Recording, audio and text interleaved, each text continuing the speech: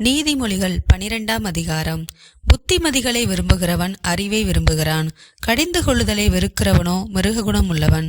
நல்லவன் கர்த்தரிடத்தில் தயை பெறுவான். துர்சிந்தனைகள் உள்ள மனுஷனை அவர் ஆக்கினைக்குட்படுத்துவார். துன்மார்க்கத்தினால் மனுஷன் நிலைவரப்படான். நீதிமான்களுடைய வேரோ அசையாது.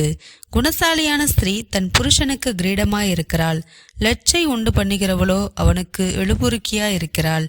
நீதிமான்களுடைய நினைவுகள் நியாயமானவைகள், துன்மார்க்கருடைய ஆலோசனைகளோ சூதானவைகள். துன்மார்க்கரின் வார்த்தைகள் இரத்தஞ்சிந்த பதிவிருப்பதை பற்றியது. உத்தமர்களுடைய வாயோ அவர்களை தப்புவிக்கும். துன்மார்க்கர் கவிழ்க்கப்பட்டு ஒளிந்து போவார்கள். நீதிமான்களுடைய வீடோ நிலை நிற்கும். தன் புத்திக்கு தக்கதாக மனுஷன் புகழப்படுவான். மாறுபாடான இருதயம் உள்ளவனோ இகழப்படுவான்.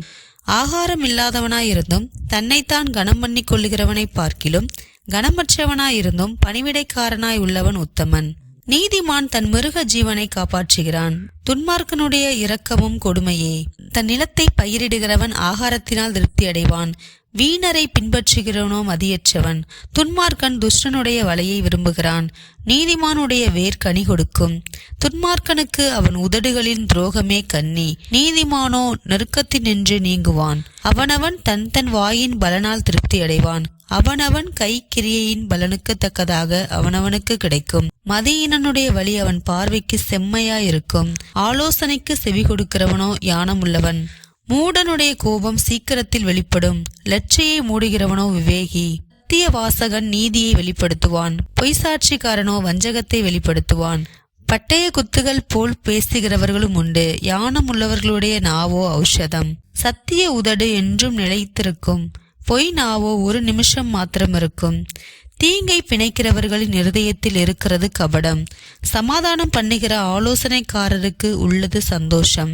நீதிமானுக்கு ஒரு கேடும் வராது. துன்மார்க்கரோ தீமையினால் நிறையப்படுவார்கள். பொய் உதடுகள் கர்த்தருக்கு அருவருப்பானவைகள். உண்மையாய் நடக்கிறவர்களோ அவருக்கு பிரியம். விவேகமுள்ள மனுஷன் அறிவை அடக்கி வைக்கிறான். மூடனுடைய இருதயமோ மதியீனத்தை பிரசித்தப்படுத்தும். ஜாக்கிரதை உள்ளவனுடைய கை ஆளுகை செய்யும். சோம்பேறியோ பகுதி கட்டுவான். மனுஷனுடைய இருதயத்தில் உள்ள கவலை அதை ஒடுக்கும். நல்வார்த்தையோ அதை மகிழ்ச்சியாக்கும். நீதிமான் தன் அயலானை பார்க்கிலும் மேன்மை உள்ளவன். துன்மார்க்கருடைய வழியோ அவர்களை மோசப்படுத்தும். சோம்பேறி தான் வேட்டையாடி பிடித்ததை சமைப்பதில்லை. ஜாக்கிரதை உள்ளவனுடைய பொருளோ அருமையானது. நீதியின் பாதையில் ஜீவன் உண்டு. அந்த பாதையில் மரணமில்லை.